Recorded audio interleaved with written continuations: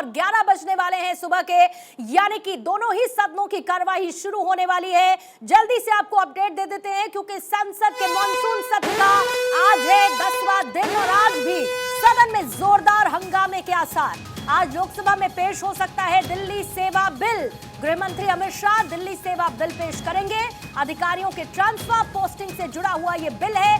सेवा बिल पर सदन में बोलेंगे गृह मंत्री अमित शाह। पहले कल इसको लेकर खबर थी कि कल दिल्ली सेवा बिल पेश होगा, फिर उसके बाद ये नहीं हुआ। संसद में फिलहाल विपक्षी नेताओं की बैठक और 10वां दिन है आज मॉनसून सत्र का। मॉनसून सत्र के आज 10वें दिन के भी हंगामेदार होने के पूरे आसार हैं।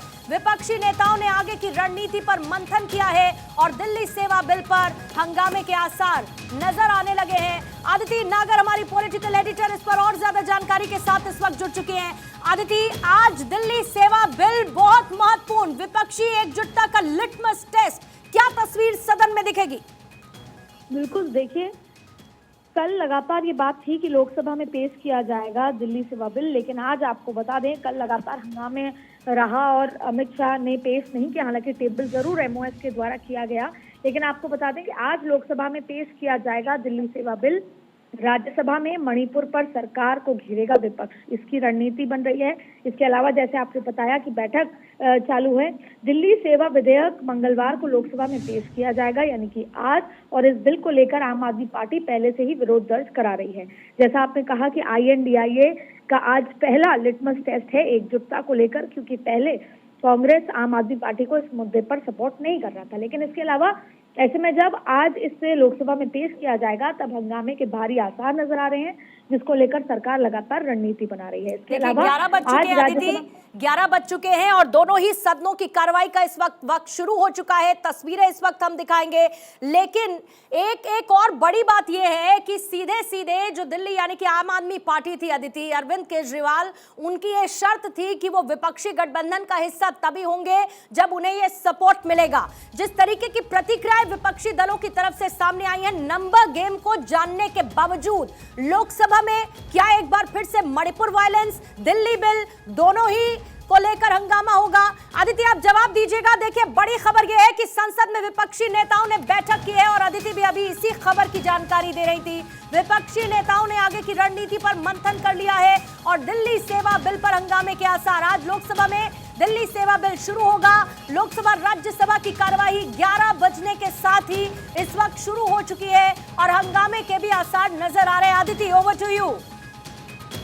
लेकिन विपक्ष की वही रणनीति है कि जब तक प्रधानमंत्री नरेंद्र मोदी जवाब नहीं देंगे, क्योंकि आपको बता दें जैसा आपने कहा था, एक तरफ तो नंबर गेम है, नंबर गेम को भी थोड़ा समझा देते हैं विस्तार से, क्योंकि कल जरूर टेबल किया गया था कि लेकिन आज ये बताया जाएगा कि क्यों इमरजेंसी में इसको टेबल किया जा रहा है। 3 बातें हैं। पहला तो नंबर गेम पे बात कर लेते हैं। एनडीए के पास लोकसभा में सरकार के साथ कुल 329 लोग हैं। बीजेपी के पास 301, शिंदे वाला जो ग्रुप है उसके 12, RLJP के 5 और इसके अलावा कुल मिलाकर 329 है। और वहीं सरकार के खिलाफ जो INDIA है उनके पास 142 है। लेकिन सवाल उसका है ही नहीं, सवाल तो राज्यसभा का है। राज्यसभा में INDIA के पास 101 हैं और INDIA के पास 96 हैं और NDA के पास 101 हैं। लेकिन 9 YSR के बीजेपी को सपोर्ट कर रहे हैं। अब सवाल ये उठता है कि पहला, एक बार फिर विपक्ष ने ये रणनीति बनाई है कि हम अविश्वास प्रस्ताव ला चुके हैं और अविश्वास प्रस्ताव लाने के 10 दिन के अंदर अंदर मैक्सिमम सरकार जो संसद में बहस। अदिति, जल्दी से अपडेट एक दे दूं मैं, क्योंकि दोनों ही तस्वीरें इस वक्त स्क्रीन पर है। लोकसभा और राज्यसभा की कार्रवाई इस वक्त शुरू हो चुकी है। देखिए, कपिल मोरेश्वर पाटिल जो कि पंचायती राज MOS हैं, वो अभी लोकसभा में अपनी बात सामने रख रहे हैं। राज्यसभा की कार्रवाई भी शुरू हो चुकी है और माना यह जा रहा है कि हंगामे के पूरे आसार। और अदिति, एक क्विक रिएक्शन, उसके बाद इन तस्वीरों पर मैं वापस लौटूंगी, क्योंकि सवाल यह भी है कि सुप्रीम कोर्ट में भी एक याचिका है। एक बहुत लेमैन ये क्वेश्चन है कि अगर सदन में ये बिल पारित हो जाता है, विधेयक और कानून का रूप लेता है, तो क्या सुप्रीम कोर्ट में इस याचिका पर सुनवाई होगी या उसका पूरा स्वरूप भी बदल जाएगा? बिल्कुल, लेकिन पहले भी ये कोर्ट से जुड़ा मामला था। पहले सुप्रीम कोर्ट इसको लेकर बात कर चुका है, लेकिन उसके बावजूद भी सरकार देखिए ऑर्डिनेंस लाया इसलिए जाता है कि हमको हाथों हाथ इस कानून को लागू करना है, और क्योंकि संसद सत्र बाद में आता है तो उसको बाद में बिल बना के पेश किया जाएगा। तो 6 महीने के अंदर अंदर आपको ऑर्डिनेंस को बिल में तब्दील करना होता है। और सरकार, केंद्र सरकार इसको लेकर, क्योंकि केंद्र सरकार देखिए, जमीन, पब्लिक ऑर्डर, पुलिस, ये 3 चीजें केंद्र सरकार के अंडर में होती हैं। लेकिन आपको बता दें, जो रणनीति है, अभी विपक्ष की जो बैठक हो रही है उसमें ये साफ है, जो अभी हुई थी उससे पहले साफ है कि हम जब तक प्रधानमंत्री नरेंद्र मोदी नहीं जवाब देंगे तब तक हम किसी भी तरह के बिल को या चर्चा को सपोर्ट नहीं करेंगे। वहां अग्नि परीक्षा जाहिर तौर पे एकजुटता की है यहाँ पर विपक्ष के सामने। ऐसे में मणिपुर हिंसा को लेकर विपक्ष संसद में लगातार हंगामा कर भी रहा है, आज भी करेगा, और अब तक एक भी दिन संसद की कार्रवाई ठीक बिल्कुल। और आज 10वां दिन है, हमने देखा कैसे हंगामे की बेट चढ़ी है सदन की कार्रवाई। अदिति, बहुत बहुत शुक्रिया आपका जानकारी के लिए। देखिए, तस्वीरें आपको दिखा रही हूं। उसी बीच में खबर आपको ये दे दूं कि प्रधानमंत्री मोदी पहुंच चुके हैं पुणे, जहां पर एकनाथ शिंदे ने उनका स्वागत किया है। प्रधानमंत्री मोदी का एक तरफ महाराष्ट्र दौरा और दूसरी तरफ लोकसभा राज्यसभा की कार्रवाई शुरू और विपक्षी दलों की बैठक भी जारी। तो उसका बजट था 4,380 करोड़। 11वां वित्त आयोग आया, उसका बजट 8,000 करोड़ था। फिर 12वां वित्त आयोग आया, उसका बजट 20,000 करोड़ था। तो 13वां वित्त आयोग आया, 13वां वित्त आयोग का बजट 60,050 करोड़ था। इस पंचायतों को सक्षम करने के लिए किया गया है। माननीय सदस्य ने मध्य प्रदेश के बारे में, जनजाति के विषय में उन्होंने एक सवाल पूछा है। मैं माननीय सदस्य को आपके माध्यम से शाश्वत करना चाहूँगा कि संविधान के 90वें प्रावधान के तहत पंचायत स्तर के सभी प्रकार की जन कल्याणकारी योजनाओं को क्रियान्वयन करने की जिम्मेदारी ये राज्य सरकार की है। केंद्र सरकार की प्रमुख योजनाओं की सूची मैं माननीय सदस्यों को दूंगा।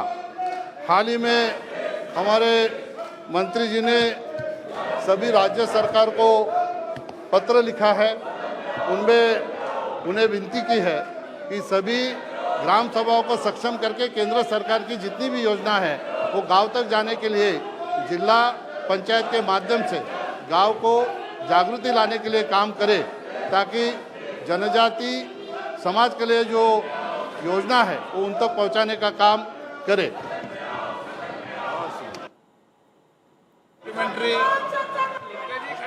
हाँ जी।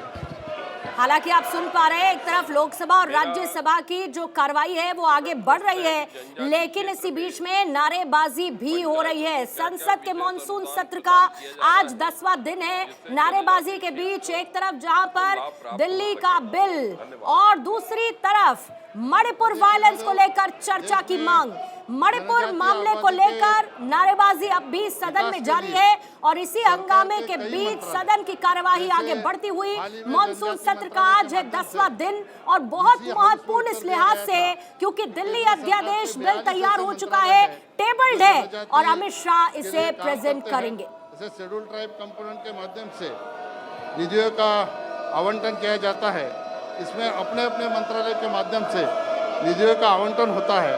राज्यों के सभी पंचायतों के विकास के लिए हर एक मंत्रालय उनके विकास के लिए निधि का आरक्षित करना ये जरूरी समझ के उसका आरक्षण करते रहता है। जैसे हमारे मंत्रालय के माध्यम से जनजाति क्षेत्र में विकास के लिए 83 करोड़ 51 लाख रुपए का प्रावधान किया है। जनजाति कार्य मंत्रालय के माध्यम से जनजाति क्षेत्र के पंचायतों के विकास के लिए कई ऐसी योजनाएं हैं जो अनेक मंत्रालय के माध्यम से कार्यान्वित होती है। सम्माननीय सदस्य के जानकारी के लिए मैं 2-4 ऐसी योजना बताऊंगा। जैसे प्रधानमंत्री आदि आदर्श गांव योजना है, संविधान अनुच्छेद के तहत अनुदान 275(1) का प्रावधान है। विशेष रूप से कमजोर जनजातीय समूहों के लिए पीवीटीजी का विकास करना है। अनुसूचित जनजाति कल्याण के लिए कार्य शैक्षिक संगठनों को सहायता अनुदान है। ऐसी कई योजनाएं हैं। अगर मंत्री जी सम्मानीय सदस्य मुझे मिलेंगे तो उनको मैं निश्चित तौर पर जानकारी दूंगा। धन्यवाद। Question number 162 Shri Rajmohan Unnithan. माननीय मंत्री जी पटल पर रखा हुआ राजमोहन उन्नीथन। क्वेश्चन नंबर 163 श्रीमती रीता पाठक। धन्यवाद करती हूँ सम्मानीय अध्यक्ष महोदय। अध्यक्ष महोदय, मैं आपके माध्यम से माननीय कृषि और किसान कल्याण मंत्री जी से ये पूछना चाहती हूँ कि क्या हमारी सरकार का देश में जैविक उर्वरकों के उत्पादन और खाद्यान्न की जैविक खेती को बढ़ावा देने के लिए किसानों को प्रोत्साहन देने का कोई विचार है क्या, और इसमें ऐसी कितनी योजनाएं जोड़ी गई हैं जिसमें हमारी जैविक खेती को लेकर हमारे किसान भाइयों को आगे आने वाले समय में और उनकी खेती में फायदा होने वाला है। माननीय अध्यक्ष महोदय जी, जैसा कि माननीय सदस्य जी ने प्राकृतिक खेती और जैव उर्वरक पर प्रश्न किया है, भारत सरकार के द्वारा ये लगातार प्रयास रहा है कि प्राकृतिक खेती और ऑर्गेनिक को बढ़ावा दिया जाए, और निश्चित रूप से 2015-16 के तो बाद देखिए, एक में तरफ सदन की कार्यवाही आगे बढ़ती हुई, लोकसभा राज्यसभा